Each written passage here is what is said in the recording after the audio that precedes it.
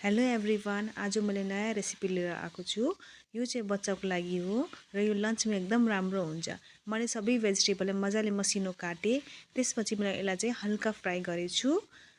अनि चाहिँ मैले यहाँ ससेस पनि बोइल गरेछु। अब चाहिँ फ्राई गर्दाखेरि ससेस धेरै चिलो हुन्छ भने मैले बोइल गरेछु। अब यहाँ भेजिटेबलमा मैले ससेस राखेको छु अनि टमेटो सस पनि राखेको छु। टमेटो ससले गर्दाखेरि बच्चाले अलि मन पराउनुहुन्छ। र यहाँ चाहिँ मैले सुक्खा रोटी बनाएको छु। सुक्खा रोटीमा मैले अब यहाँ चाहिँ pizza sauce राख्दैछु।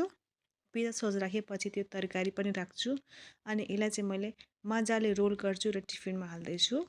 Thank you for watching my channel. Hello everyone, आज मैले नयाँ रेसिपी लिएर आएको छु। यो चाहिँ बच्चाको लागि हो र यो लन्चमा एकदम राम्रो हुन्छ। मैले सबै भेजिटेबललाई मजाले मसिनो काटेँ। त्यसपछि मैले यसलाई चाहिँ हल्का फ्राई गरेछु। अनि चाहिँ मैले यहाँ ससेस पनि बोइल गरेछु। अब चाहिँ फ्राई गर्दाखेरि ससेस धेरै चिलो हुन्छ भने मैले बोइल गरेछु।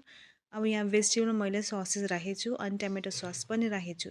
टमेटो ससले गर्दाखेरि बच्चाले अलि मन पराउनुहुन्छ। र यहाँ चाहिँ मैले सुक्खा रोटी बनाएको छु। सुक्खा रोटीमा मैले अब यहाँ चाहिँ पिज्जा सस राख्दैछु। पिज्जा सस राखेपछि त्यो तरकारी पनि राख्छु अनि यसलाई चाहिँ मैले मजाले रोल गर्छु र टिफिनमा हाल्दैछु। Thank you for watching my channel.